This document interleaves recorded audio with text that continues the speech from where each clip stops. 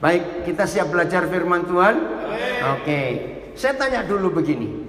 Kalau kita mendengar kata hamba Tuhan, terus terang muncul apa di benak kita? Karena gini pertanyaan saya. Jangan sampai kalau ada di antara kita mendengar kata hamba Tuhan, terus langsung mikirnya ASN atau pegawai negeri. Salah atau betul? Jelas salah.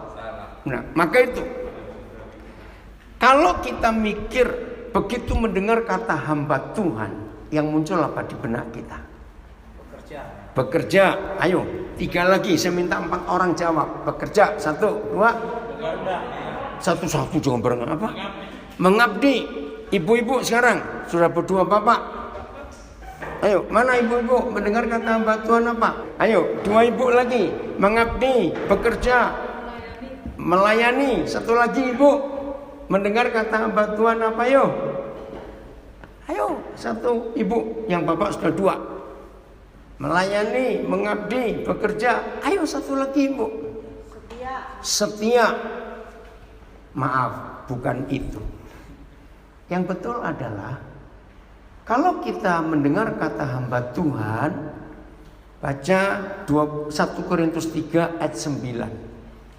Harusnya kita mikir ini. 1 Korintus 3 ayat 9. Ayo semuanya membaca. Nah, 1 Korintus 3 ayat 9. Udah? 1, 2, 3. Karena kami adalah kawan sekerja Tuhan. Terus kamu adalah ladang Tuhan dan bangunan Tuhan. Oke, sekarang saya tanya. Kami adalah kawan sekerja Tuhan. Kaminya itu siapa? Enggak, ya siapa? Kami itu siapa di sini? Saya, kita. Kamu adalah ladang Tuhan dan bangunan Tuhan. Dan kamu siapa?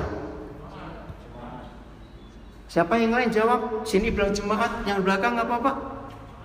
Jemaat yang lain, kamu itu siapa di sini? Ayo. Milik Tuhan. Bukan, betul. Kamu nggak cuma jemaat. Salah kalau cuma jemaat. Kamu adalah semua orang yang belum diselamatkan seharusnya.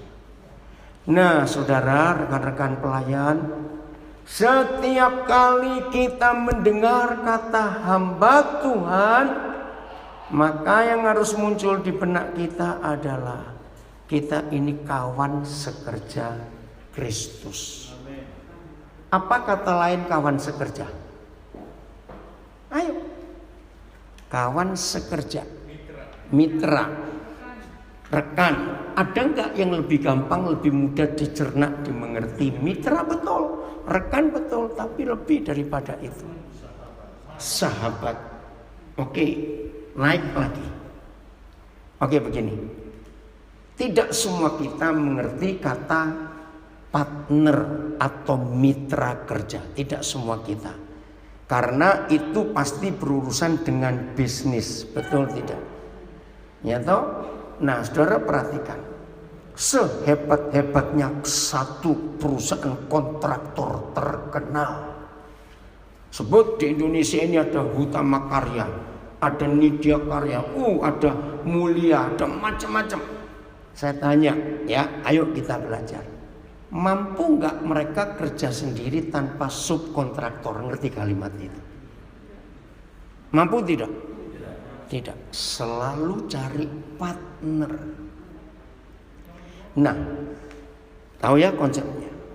Beri saya 3 persyaratan.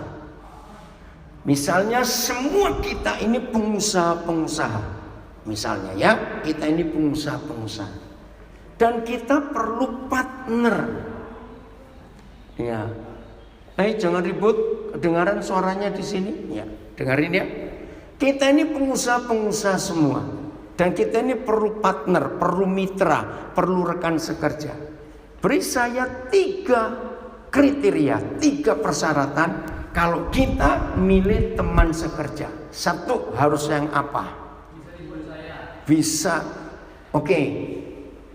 Oke, sebetulnya saya nggak ingin yang hal-hal rohani dulu. Oke, dipercaya ya. 1, 2. Nah itu dia punya duit nomor 1 itu. Nah ngajak teman yang nggak punya duit ya ngapain? Punya kemampuan di bidangnya. Ya, oke. Jadi 1 punya duit. 2 apa tadi Pak yang masker merah? Bisa dipercaya punya kemampuan di bidangnya. Betul? Saya balik. Ketika Tuhan Yesus membutuhkan partner, mitra, rekan sekerja. Saya tanya dulu, saudara siapa yang percaya bahwa Papa di surga itu punya proyek besar di dunia ini? Betul atau tidak? Besar proyeknya. Sejak Taman Eden. Itu berapa ribu tahun yang lalu. Sudah berganti-ganti partner Tuhan. Dari Adam gagal, panggil Nuh. Nuh partnernya gagal atau berhasil? Gagal karena anak cucu Nuh nggak bertobat. Tuhan harus ganti lagi, cari namanya Abram. Betul? Lewat ujian-ujian yang berat. Betul nggak? Ujiannya Abram menjadi sahabat Tuhan, partner Tuhan itu berat atau ringan? Berat. Gagal. Muncul Yusuf, berhasil. Setelah itu gagal lagi, panggil Musa, betul? Terus Musa digantikan Yosua. Yosua meninggal, berantakan lagi Israel. Muncul hakim-hakim, dari hakim-hakim muncul Raja Saul. Gagal lagi muncul Daud, gagal lagi Salomo. Gagal lagi karena 2 anaknya Rehabiam. Gagal lagi. Raja-raja ganti demi raja ganti. Sampai muncul nabi-nabi. Saudara lihat. Puncaknya.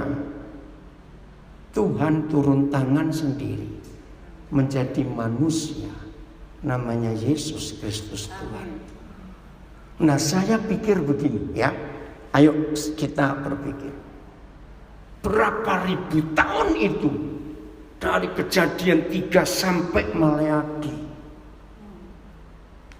Akhirnya 400 tahun, betul? Yahweh Tuhan diam, enggak bicara sama sekali karena dia capek. 400 tahun kemudian Gabriel datang kepada imam besar Zakaria untuk memberitahukan Yohanes akan lahir. Akhirnya datang Tuhan Yesus. Nah saya pikir begini, saya tanya kepada saudara, kira-kira saudara setuju juga enggak kalau saya katakan logika saya waktu itu. Setelah dia jadi manusia, saya pikir dia enggak cari orang lagi. Ayo kira-kira kalau Tuhan model kita dari Adam sampai Maleaki gagal semua, masih cari orang lagi? Ayo saya tanya kok cepet lah. Logikanya masih cari orang lagi? Enggak. Sudah sekian banyak gagal semua. Tapi nangis saudara saya. Kalau saudara baca Lukas 6. Semalam-malaman dia berdoa. Cari murid lagi. Nah kalau saya pakai istilah ini, maaf ya, Tuhan ampuni saya, tapi ini supaya gampang dimengerti. Kok Tuhan gak tobat-tobat ya? Loh, ngerti gak kalimat ini? Harusnya tobat gak saudara? Berapa banyak orang sebagai partnernya, gak ada yang benar. Masih cari orang lagi. Sedikit atau banyak yang dicari hari itu? Iya, sedikit atau banyak? Saya nggak tanya jumlahnya. Sedikit atau banyak? Dikit. Cuma 12 kok. Mari kita renungkan. Dipilih dengan doa semalam-malaman, betul nggak? Seharusnya pilihannya tepat atau bisa meleset? Ayo jawab. Seharusnya tepat. Tapi ada berapa yang kepleset? dipilih dengan doa semalam-malaman. Ada berapa yang kepleset? Banyak. Thomas kepleset. Betul enggak? Petrus omong besar. Yohanes minta api dari langit mau bakar 50 orang Samaria. Kantor Yesus kaget. Kapan aku ngajar kamu bakar orang? Masih kan enggak? Yudasnya kayak begitu. Dipilih dengan doa. Suatu hari saya baca sebuah tulisan yang mengagetkan saya. Dimentori oleh seorang mentor yang sama, Yesus Kristus Tuhan. Dididik oleh seorang guru yang sama, Yesus Kristus Tuhan. Digembalakan oleh gembala agung yang sama, Yesus Kristus Tuhan. Begini tulisan itu, saya merenung. Apakah waktu Tuhan Yesus ngajar Petrus, ngajar Yohanes, ngajar Yakobus, ngajar Andreas, ngajar yang lain-lain, pelajarannya sama atau beda untuk mereka semua? Tolong catat ya rekan-rekan hamba Tuhan, ini yang buat saya takut untuk jadi pemimpin. Diajar oleh mentor yang sama, diajar oleh guru yang sama, digembalakan oleh gembala yang sama, dipimpin oleh seorang pemimpin yang sama, dan yang diajarkan sama. Kenapa 12 orang bisa seperti itu? Berani berkata, ya salahnya Tuhan Yesus. Berani. Ngerti gak pertanyaan saya, saudara? Untuk apa saya harus terangkan tulisan ini kepada semua rekan-rekan saya, hamba-hamba Tuhan? Untuk menyadari, jangan sombong. Setuju? Jangan sombong. Yang ngajar Tuhan Yesus, gak pernah diwakilkan oleh guru yang lain. Sekolahnya Tuhan Yesus gak pernah libur. Sampai tiap hari Sabat dia harus ribut dengan imam-imam ahli Taurat, orang Farisi. Betul enggak? Kamu enggak tahu adab. Karena buat orang Yahudi hukum Sabat itu mutlak dihormati enggak? Jawab, mutlak dihormati enggak? Mutlak. Tahu-tahu lihat Yesus melanggar. Jadi sekolah enggak pernah libur. Gurunya nggak pernah ganti. Toh yang diajar ada yang kepleset, ada yang miring-miring. Apalagi yang ngajar model-model kita ini. Jadi apa itu orang-orang? Ngerti nggak logika ini, saudara? Maka itu takut akan Tuhan adalah modal utama. Nah, saya kembalikan kepada 3 kriteria yang saudara sebutkan. Apa tadi Pak? Mulai kalau kita milih teman sekerja yang bidangnya, ahli di bidangnya, kemampuan di bidangnya, bisa dipercaya. Pak Daniel bilang punya duit. Nah sekarang kita tanya, kita yang dipilih menjadi teman sekerja Yesus, 3 kriteria itu ada nggak pada kita? Pret. Loh betul nggak? Nggak ada. Duit punya berapa? Ih, maaf. Loh, betul nggak saudara? Kemampuan di bidangnya apaan? Pertanyaan. Betul. Apa tadi? Setia. Bisa dipercaya. Ayo. Di situ saya menangis. Kok masih mau dia pilih kita? Sadar nggak? Logika ini sudah sadar tidak? Kita ini gak masuk hitungan.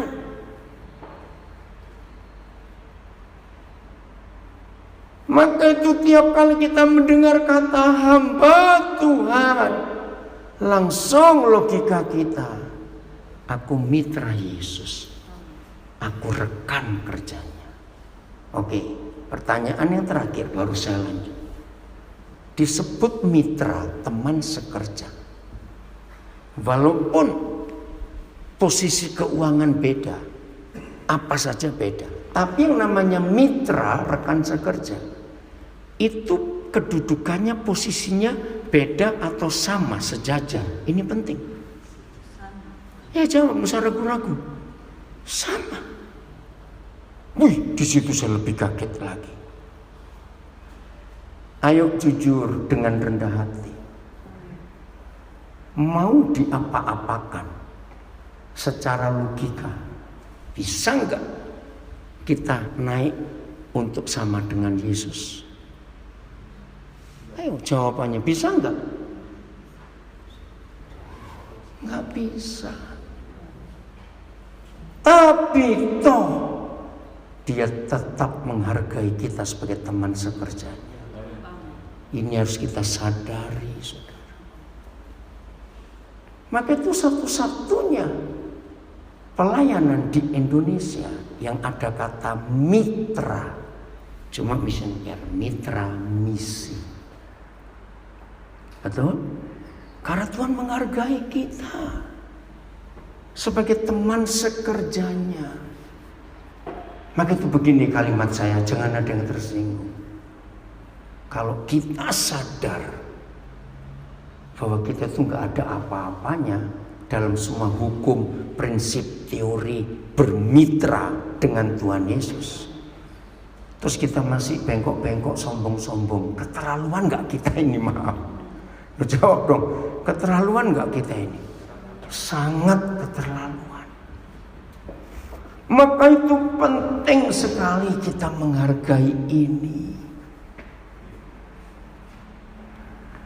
Saya nanti akan kupas dari 3 saudara tadi, 1 yang bisa dipercayai.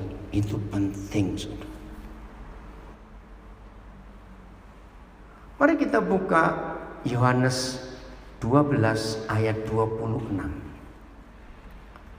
Ada 3 kriteria di dalam ayat ini, Yohanes 12 ayat 26.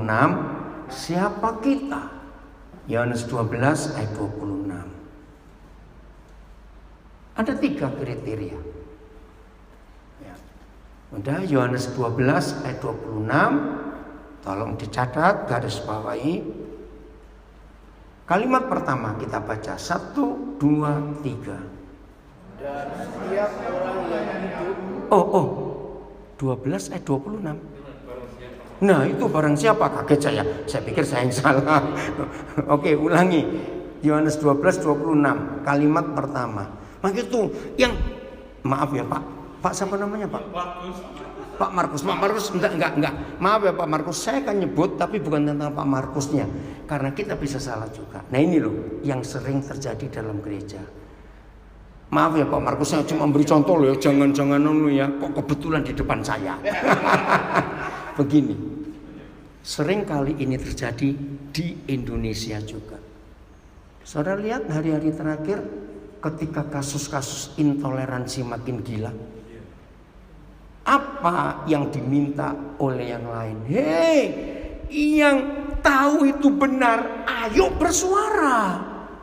Sebab yang paling kencang bersuara sekarang yang salah. Loh, iya atau tidak? Loh, saya tanya iya atau tidak?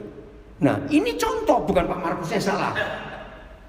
Karena yang paling kencang, yang paling dengar, yang lain nggak berani kencang suaranya. Maka itu saya, loh kok jadi lain ayatnya? Saya jadi bingung, yang salah saya atau siapa? Ngerti ya? Ini contoh betul loh saudara. Maka itu gereja harus berani bersuara. Katakan amin. Amin. Untuk tampil benar. Amin. Kalau benar katakan benar. Kalau salah katakan salah. Karena Tuhan Yesus berpesan, selebihnya dari ya dan tidak itu pasti berasal dari. Nah, dan itu terjadi di Indonesia. Suara kejahatan lebih kenceng daripada suara kebenaran. Betul atau tidak? Ini fakta Indonesia loh. Ayo kita sekarang bangkit, berani bersuara karena kita benar. Amin. Ayo semua baca Yohanes 12 ayat 26. Kalimat pertama, 1, 2, 3. Stop dulu. Nah, jadi kuncinya, statusnya hamba Tuhan adalah di kalimat ini. ini yang ngomong Tuhan Yesus. Barang siapa ngapain? Nah yuk, barang siapa ngapain? Melayani aku. Nah, ada 3 ciri, ada 3 tanda. Jadi untuk ngecek, untuk ngetes, ya, mulai dari diri kita sendiri. Kalau saya disebut melayani Tuhan, barang siapa melayani Yesus, maka tesnya adalah di Yohanes 12 ayat 26.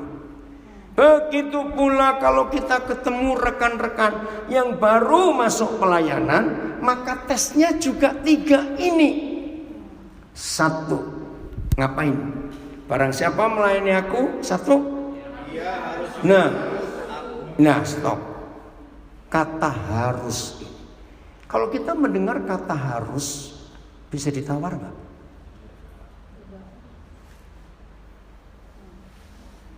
Kriteria pertama, barang siapa melayani aku, ia harus baca, ia harus mengikut aku. Nah, maaf ya saudara, semua kita kalau disebut hamba Tuhan, pasti jawabannya, ya aku mengikut Yesus. Betul? Tapi belum tentu. Kriteria kedua. Dan 1, 2, 3. Ulang serentak, saya nggak mau. Dan aku berada di situ pun pelayanan. Nah, ini kriteria kedua. Kalau saudara dan saya melayani Tuhan Yesus, berarti kita harus mengikut siapa? Loh, ayo tadi ayatnya. Harus mengikut Yesus. Dan di mana Yesus ada, maka di situ pelayanku pun akan ada. Apa hasilnya? Yang ketiga. 1, 2, 3. Nah, terus barang siapa melayani aku, ia akan dihormati Bapa. Ini loh saudara yang kita tunggu. Kalau saudara dan saya 100% melayani Tuhan Yesus, maka dampaknya ini loh, diapakan oleh Bapa? Dihormati. Ayo kita bongkar. Mendengar kata dihormati, nggak usah Bapa, dihormati seseorang.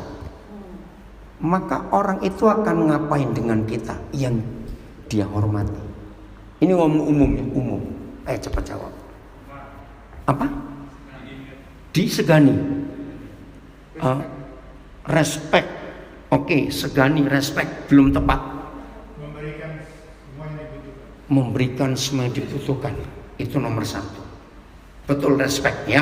Nanti yang berikut, diberi perhatian. Dikasih. Saya mau tunggu 1, ada kata respect, betul. Dikasih, betul. Di apa tadi sih? Berkati. Diberikan semua. Yang di belakang tadi apa lupa sih? Disegani sama respect. 1 lagi. Diturutin, hampir sama. Disertai, masih belum kuat. Dipelihara, hampir sama. Kenapa?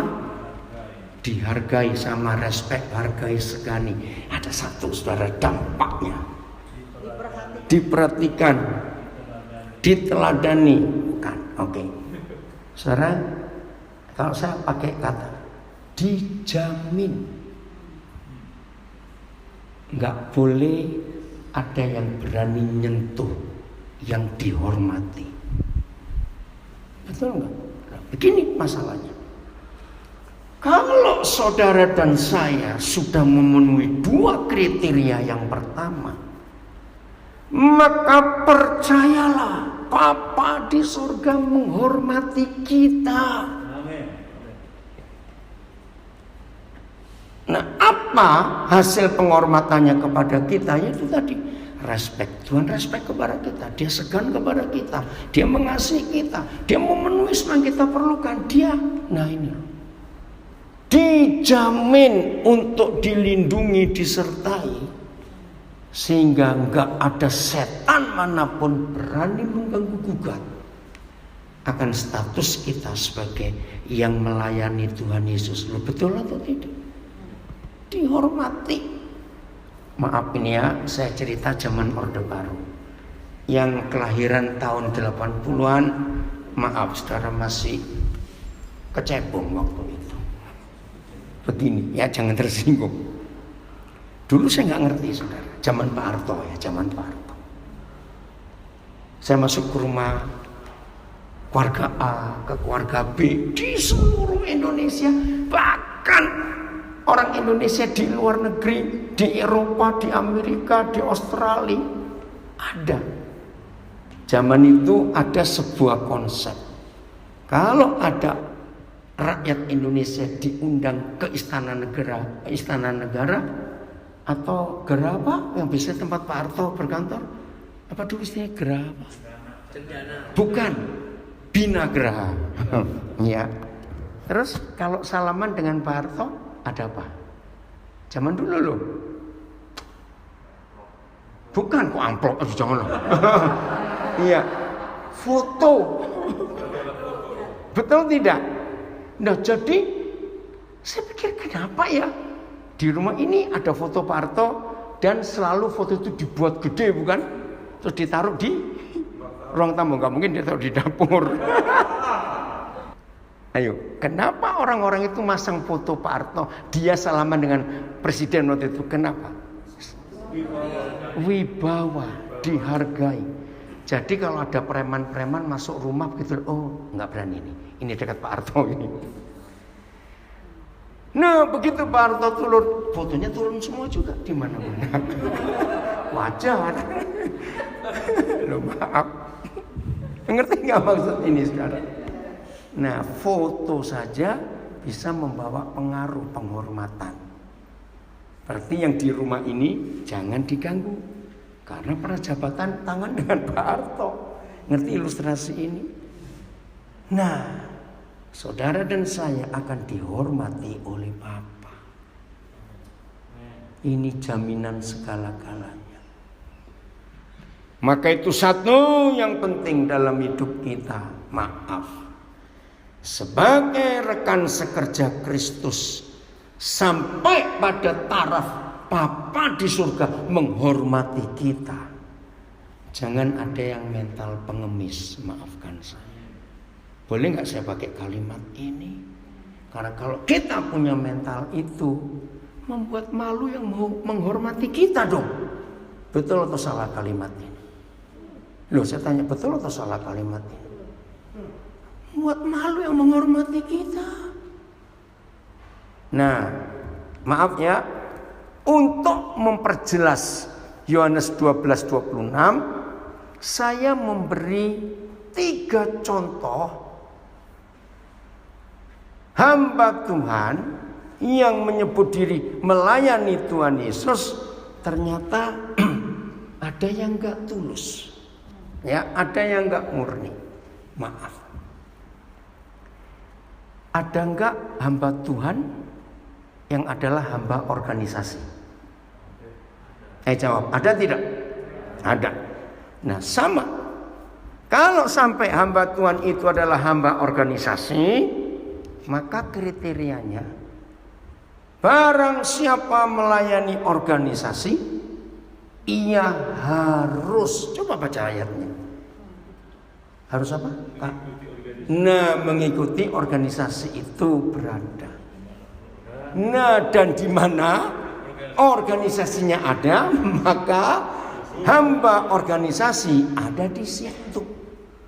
Dan barang siapa melayani organisasi, artinya mengabdi, setia, totalitas kepada organisasi, maka begini kalimat terakhir, kriteria ketiga, dia akan dihormati oleh ketua sinode. Wajar tidak? Wajar. Karena buat ketua sinode ini hamba yang setia. Masih lumayan. Nomor 2 dari 3. Maaf. Ada enggak hamba Tuhan Jangan marah ya, saya jangan dikeroyok. Ada enggak hamba Tuhan yang adalah hamba istri? Aduh. Loh saya tanya, jangan tertawa dulu. Nah itu dia. Maaf. Ini kita kan membahas saja. Kan kita nggak ngomongin 1-2 orang. Saya juga nggak kenal saudara kok. Ngerti? Ada nggak hamba Tuhan yang hamba istri? Banyak, betul banyak. Selama saya melayani nggak sedikit jumlahnya. Sudah Pak, jangan lihat kiri kanan, lihat saya aja Pak. Saudara serius loh.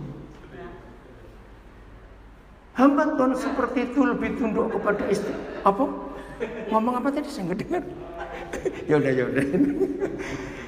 Nah, hamba Tuhan seperti itu lebih takut istri pada takut Tuhan. Betul atau tidak? Nah, maka baca. Barang siapa melayani istri, terus ia harus. Nah, baru ngerti sekarang kalau begitu. Ayo, terjemahkan. Barang siapa melayani istri, ia harus mengikut istri. Loh, fakta atau tidak? Maaf loh saudara, saya cuma Oke, tertawa dulu. Sudah nggak usah ngomong istri Pak. Kenapa sampai begitu ya? Karena si suami kurang wibawa, kurang takut Tuhan. Maka itu bisa disetir oleh istri. Maaf. Oke. Dan kalimat berikut, di mana? Iya, ayo baca. Susah benar. Dan di mana istri itu berada, maka si hamba istri harus ikut. Nah, ini dampak yang ketiga.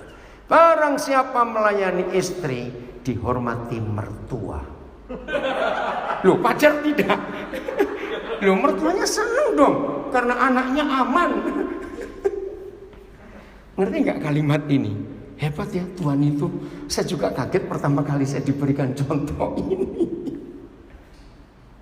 Nah, yang terakhir yang nggak enak, hamba uang. Ada tidak? Nggak usah tanya, ada tidak? Banyak. Baca sama-sama. Barang siapa melayani uang, ayo, ia harus mengikut uang. Dan di mana uang itu berada, maka hamba uang, disitulah hamba uang itu ada. Dan barang siapa melayani uang akan dihormati setan. Loh, kan setan itu uang masalahnya. Uang itu setan. Hanya Tuhan Yesus yang berkata uang itu setan.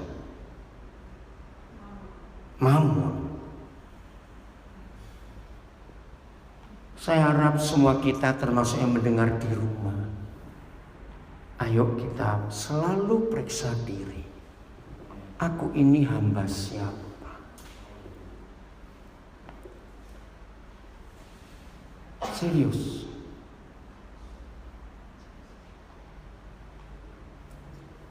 Semua ini bisa terjadi karena kita tidak mau menjadi tawanan roh. Makasih Pak, saya tunggu Bapak kembali. Yang satu belum balik, yang duduk di situ. Saya ini kalau ngajar merhatikan orang, ya. Oke, ini Pak siapa saya tunggu. Dengan firman ini mari kita periksa hidup kita. Berarti ada 4 kriteria. Hamba Tuhan Yesus yang benar, hamba istri, hamba organisasi, dan hamba uang.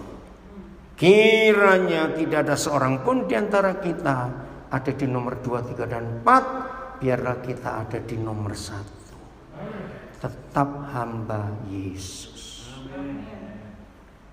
Dan berdiri yang punya kursi datang. Tadi dia di situ, saya cari tempat. Ngerti nggak ini saudara konsep ini? Oke. Terus gimana caranya supaya kita tetap berstatus hamba Tuhan? Kisah Rasul 20 ayat 21. Kisah Rasul 20 ayat 21. Mari kita lihat. Saya senang kalau melihat ada orang belajar nyata terus. Ini ibu siapa namanya Bu? Linda. Pelayanan di mana? ujung berung. Itu catatannya sudah banyak sekali. Karena saya ini seorang pendidik. Ya, maka itu lihat cara saya ngajar, saya harus pelan. Ya, tolong ya rekan pendeta, saya itu berapa kali ketemu pengkhotbah, ngomongnya cepet sekali gitu loh. Saya jengkel, itu ngomong sendiri aja lah, nggak bisa didengerin. Nah kelihatannya, lebih urapan. Enggak, itu urap-urap. Karena kecepatan ngomong. Pernah nggak dengar ada pengkhotbah? Pernah nggak? Nah jangan seperti itu. Kasihan yang dengar. Setuju saya ngomong? Apalagi yang tua-tua. Sudah hilang semua. Saya nggak dengar, nggak bisa ngikuti. Atau juga caranya baca, intonasi itu menentukan. Ya, lihat suasana di tulisan itu intonasi menentukan. Nah, kalau itu penekanan yang kuat, jangan bacanya datar. Itu. Jadi intonasi itu menentukan juga. Udah, ayat 21. Kisah Rasul 20. 1, 2, 3. Aku senantiasa bersaksi kepada orang-orang Yahudi dan orang-orang Yunani supaya mereka bertobat kepada Allah dan percaya pada Tuhan kita Yesus Kristus. Stop dulu. Saya tanya, keluarkan satu kata, bukan kalimat, yang sangat penting dan itu kunci. Kata apa? Bukan. Ayo, jangan durut, kalau durut ya ketemu nanti Langsung. Satu kata penting. Saya harus batasi 3 orang, kalau enggak ketemu. Aku saksi. Aduh, sudah 2. Satu lagi terakhir. Nah, saudara enggak menemukan rahasia. Setia, bukan. Sudah cukup. Senantiasa. Itu kata kunci. Apa kata lain senantiasa? Selalu, terus menerus, konsisten. Apa yang selalu, yang terus menerus, yang konsisten kita kerjakan? Aku senantiasa. Nah, bukan berkhotbah. Saya selalu menekan untuk melarang orang masuk sekolah teologi atau sekolah Alkitab. Loh, kenapa? Karena di Alkitab nggak ditulis suruh sekolah. Untuk jadi pengkhotbah perlu belajar teologi. Tapi Tuhan nggak manggil kita jadi pengkhotbah. Kalimat terakhir waktu dia mau naik ke surga, jadi saksiku, bukan jadi pengkhotbah. Apa bedanya pengkhotbah dan pesaksi? Menjadi seorang saksi itu nggak perlu sekolah.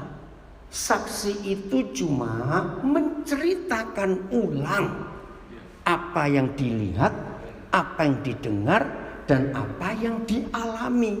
Titik. Jadi bukan dipanggil untuk jadi pengkhotbah. Tidak. Maka itu ketika banyak orang ingin dipakai Tuhan soal kitab, salah. Salahnya di mana? Salah yang paling fatal. Saya percaya nggak masing-masing sekolah Alkitab itu hanya pegang satu doktrin. Loh, ya atau tidak? Coba jawab. Nah, untuk mengenal semua doktrin di dunia, maka orang itu harus kuliah di semua sekolah teologi di dunia. Jawabannya mati. Mana sanggup? Enggak, kita enggak dipanggil jadi pengkhotbah. Aku senantiasa, apalagi bersaksi. Ini yang salah 1000% di dalam gereja. Ayo jujur. Lebih mudah mulut ini nyerocos ngomongin Tuhan Yesus atau ngomongin orang? Ayo ngaku. Loh, saya tanya kok. Saya nggak suka tertawa. Saya tanya. Ayo ngaku.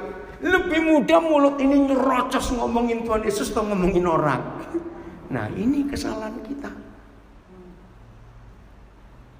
Kalau ngomong tentang Yesus ini mulut kayak kekunci. Tapi kalau ngomongin orang bisa nggak habis-habis. Sampai saya mikir, bahannya dari mana kok kamu banyak sekali. Ngerti nggak? Ini kesalahan kita.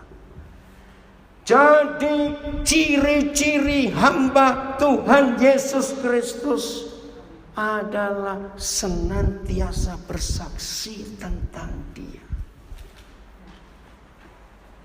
Nanti tanya anak saya Andreas ini. Kami nggak pernah ketemu.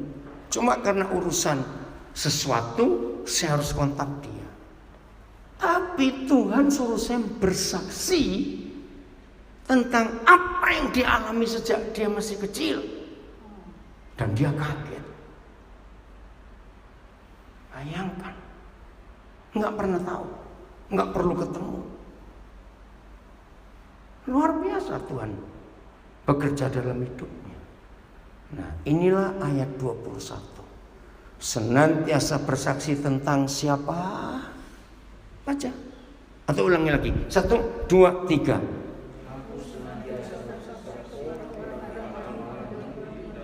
Ya. Nah, supaya mereka bertobat kepada Tuhan dan percaya kepada. Nah, ini panggilan kita. Terus bagaimana supaya senantiasa? Ayat 22. Kuncinya di sini. Ayat 22. Kalimat pertama. 1, 2, 3. Tetapi sekarang sebagai tawanan. Nah, stop. Ini kata kunci. Tetapi kapan? Nah, saudara kalau baca Alkitab ada kata sekarang, saudara harus ganti tiap hari. Ngerti nggak maksud saya? Kata sekarang dibaca 10 tahun yang lalu, dia bunyinya apa? Iya apa? Sekarang. Kita baca besok? Sekarang. Kita baca tahun depan? Nah, jadi kita ganti. Tetapi setiap hari sebagai. Nah, apa kata lain tawanan? Cepat. Ini ya caranya ngajar ya, supaya jemaat itu ikut interaktif. Jangan biarkan jemaat cuma buka mulut aja kayak botol mangap gitu. Aduh, maaf. Ajak interaksi ya. Oke. Apa kata lain tawanan? Tahanan, terus cepat. Sandra, terus belum kuat. Ada satu kata yang kuat. Tahanan, sandra. Masa sih nggak tahu kata tawanan? Ayo. Tidak punya pilihan. 2 lagi. Budak. 1 lagi. Tawanan. Hamba. Nggak punya pilihan. Apa Bu Yayan? Nggak punya kuasa.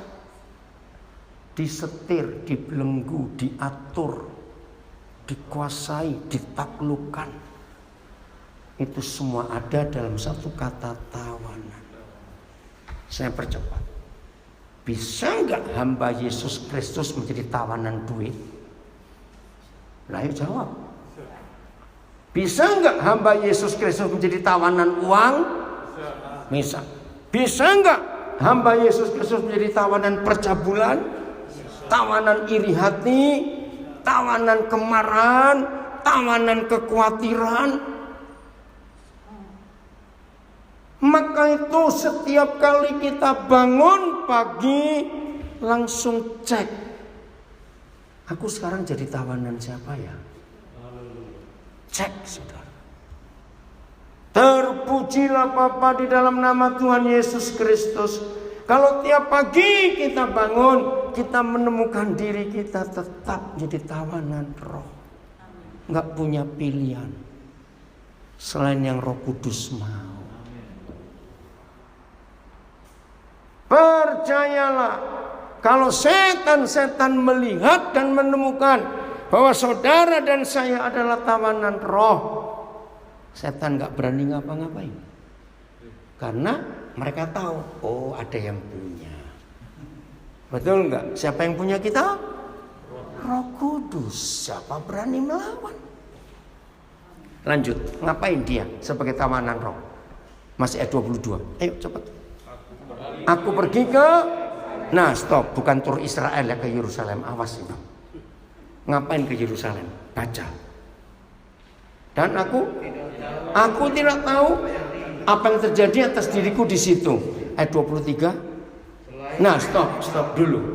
Apa kata lain selain? Ini penting, ini kata kunci. Selain apa kata lainnya? Pasti, kecuali, kurang kuat, ada yang kuat. Nggak ada pilihan, ya cuma itu.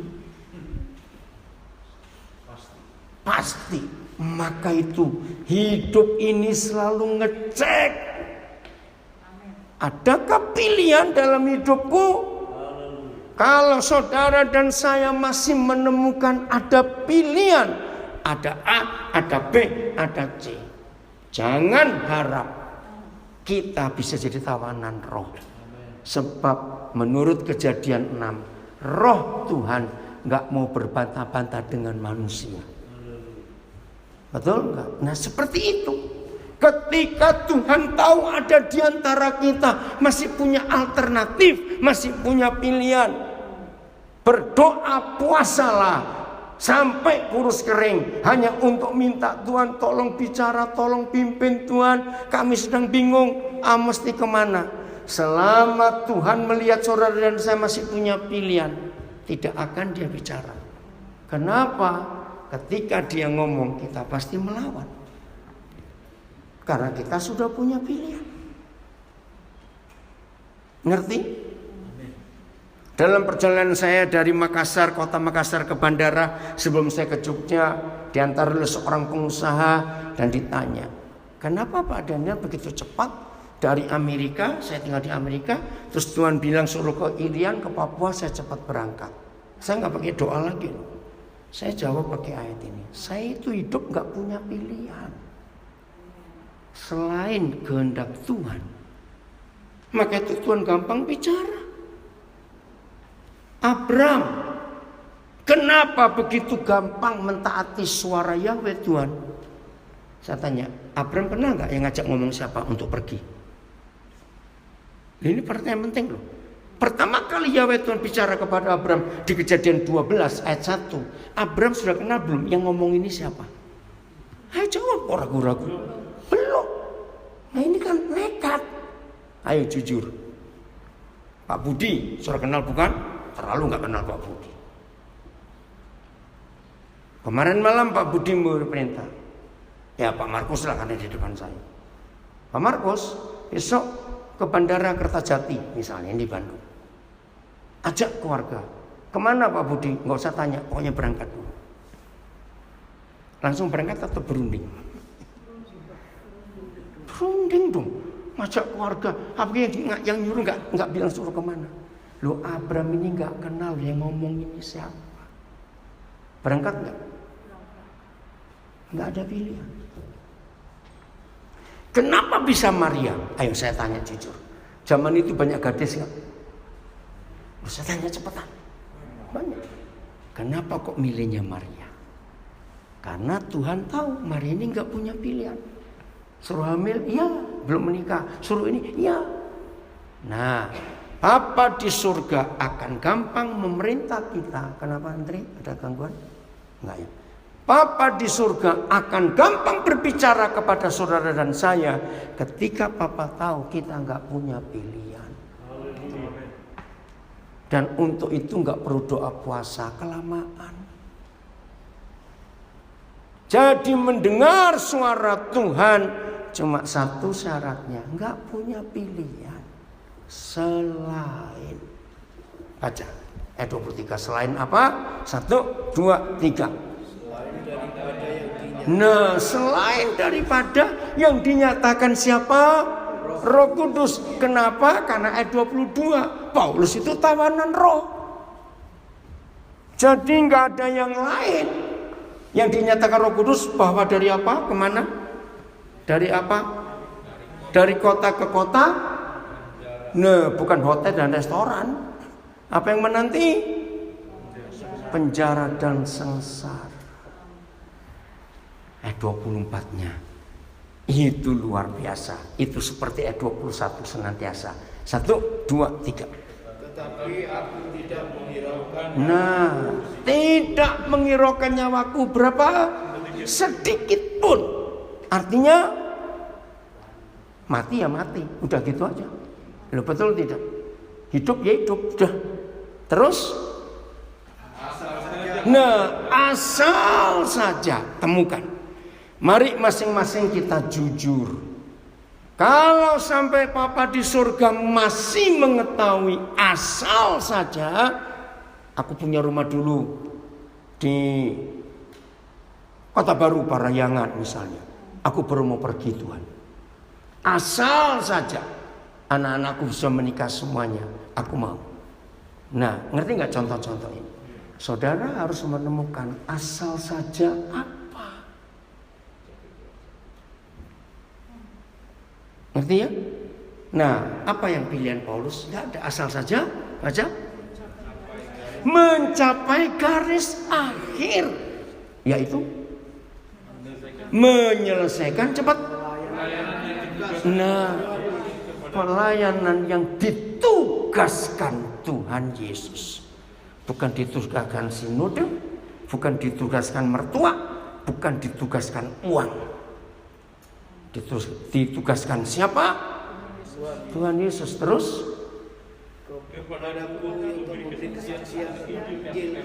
ya, ini hamba Tuhan. Tidak ada yang lain boleh memberi tugas kepada kita selain Tuhan Yesus. Ini baru betul-betul hamba Tuhan Yesus. Bukan berarti kita harus melawan organisasi, tidak. Roh Kudus lebih kita hormati. Jelas saudara, inilah pelayanan kita. Inilah hamba Tuhan yang sesungguhnya. Luar biasa kalau itu boleh terjadi senantiasa dalam hidup kita. Ayat yang terakhir, Filipi 2:21. Maka akhirnya di sesi ini kita belajar kepentingan siapa yang kita lakukan dan kerjakan. Udah? 1, 2, 3. Yang kuat lah suaranya, nggak kenceng karena harus masuk rekaman. Kasian ini Andreas, Mario, anak-anak saya mau merekam. 1, 2, 3. Sebab semuanya mencari kepentingan sendiri, bukan kepentingan Kristus Yesus. Nah, ini loh masalahnya. Ketika semuanya, berarti termasuk saya juga. Aduh, saya takut. Ketika semuanya ngapain? Ayo, sibuk untuk ngurus kepentingannya sendiri. Maka di situ kepentingan Tuhan terbengkelai. Betul atau tidak? Saudara, hampir 100%, tolong catat, hampir 100% rusaknya gereja Tuhan, rusaknya pelayanan, rusaknya panggilan Tuhan atas hidup kita, karena kita sibuk ngurus kepentingan sendiri. Lah aku gimana? Terus keluargaku gimana? Nanti anakku bagaimana? Bukankah Yohanes 12 ayat 26 tadi berkata, kalau kita betul-betul hamba Tuhan Yesus Kristus dan kita selalu ada di mana dia berada, siapa menghormati kita tadi? Bapa di surga. Dan saudara sudah jawab. Apa artinya? Apa hasilnya kalau Bapa di surga menghormati kita? Semua kebutuhan kita otomatis terpenuhi. Termasuk masalah masa depan anak-anak kita, keluarga kita. Karena kita dihormati. Jelas gak untuk ini saudara? Maka itu saya balik. Nah, kalau ada di antara kita yang mengaku hamba Tuhan, tapi masih khawatir akan masa depan anak-anak kita, keluarga kita, berarti kita bukan hamba Tuhan Yesus. Kita adalah hamba uang. Karena kita sibuk hanya ngurus kepentingan-kepentingan pribadi kita saja. Jadi hari ini kita berkeputusan untuk ngurus siapa? Kepentingan siapa? Ayo. Kepentingan Kristus Yesus. Sudah, gak usah takut. Betul saya berkata ini? Dia tahu. Saya tambahi supaya makin lengkap. Matius 6. Oh, semua kita pasti hafal. Pasti langsung kok Matius 6 bilang ayat 33. Enggak. Ayat 31. Saya mau baca. Ayat 31. Ini caranya baca. Matius 6. Supaya kita enggak khawatir lagi mulai hari ini. Ada? 1, 2, 3. Ulang dong. Matius 6, 31. 1, 2, 3.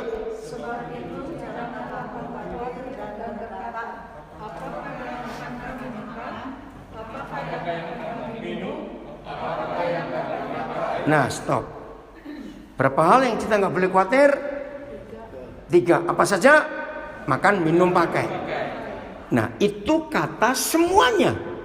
Oke, ayat 32. Nah, stop. Bacanya diganti. Apa semuanya? Makan, minum, pakai itu yang cari siapa? Yang tidak mengenal Tuhan. Nah, pertanyaannya, kalau yang kenal Tuhan perlu cari enggak? Enggak, kok perlu. Yang cari 3 hal itu yang tidak mengenal. Tapi karena kita miliknya, perlu ikut cari tidak? Nah, ini loh masalahnya. Sebab, nah kata sebab ada enggak? Cepat. Sebab bagaimana? Ayo, sebab. Ayo baca. Ayat 32 sebab. Berapa menit nak yang IG? Berapa? 1 menit. Sebab Bapamu yang di surga tahu bahwa kamu memerlukan makan, minum, pakai. Oke, ini jaminan yang Tuhan berikan kepada kita. Jadi nggak usah ikut cari, sebab Bapamu yang tahu kita perlu. Haleluya. Enak aja kalau saya tinggal berapa detik? Oh, 1 menit. Oh ya, masih 1 lagi. Nah, baru ayat 33. Baca. Sebab carilah kerajaan Tuhan beserta kebenarannya, maka semua stop, semuanya apa? Itu caranya baca. Carilah dulu kerajaan surga beserta kebenarannya, maka makan, minum, pakai akan ditambahkan kepadamu. Apa bedanya ditambahkan dan diberikan? Ini loh cara belajar. Ayo, apa bedanya ditambahkan dan diberikan? Cepetan. Bonus. Ternyata makan, minum, pakai itu bonus. Kok nggak ada yang ngamen sih? Telat. Apa artinya bonus? Cari dulu pokoknya. Apa pokoknya? Kerajaan surga. Maka makan, minum, pakai itu bonus. Sama seperti saudara beli motor, bonusnya jaket. Ya, beli sabun cuci, bonusnya gelas. Apa? Iya, ya, jangan cari bonusnya ke tokonya, nanti dilempar. Habisnya dah. Saudara, ini firman Tuhan yang luar biasa. Amin.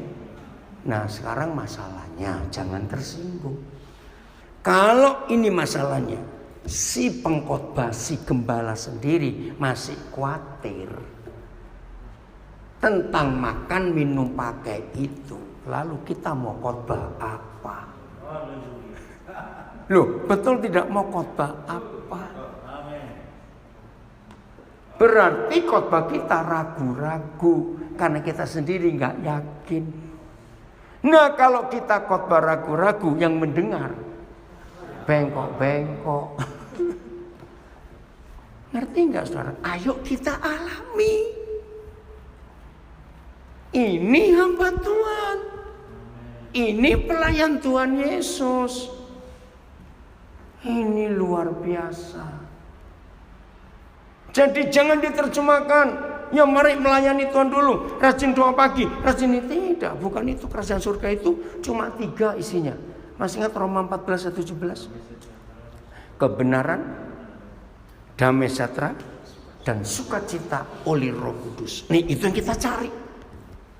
Pagi-pagi bangun, jangan cari mana kopi mana, awas. Pagi-pagi bangun, jangan cari HP-ku mana kok nggak ada, awas. Pagi-pagi bangun, cari kebenaran. Itulah firman dan Tuhan Yesus. Nikmati damai sejahtera Bapa di surga. Terima sukacita karena Roh Kudus. Nah, kalau pagi-pagi masih di tempat tidur, kita penuh dengan kerajaan surga, maka sepanjang hari itu hidup penuh sukacita, penuh damai sejahtera enggak? Penuh. Nah, sehari itu kan kerja jadi enak. Nah, orang dunia aja bisa berkata gini, kalau kamu enggak marah-marah, hatimu lega, rezekimu datang hari itu. Betul enggak? Itu prinsip dunia loh. Dan ternyata betul, ini ayatnya. Oke? Mau berubah mulai hari ini? Betul, menjadi pelayan Tuhan yang sungguh-sungguh. Cek, periksa. Hamba organisasi, hamba istri, atau hamba uang? Ayo jujur.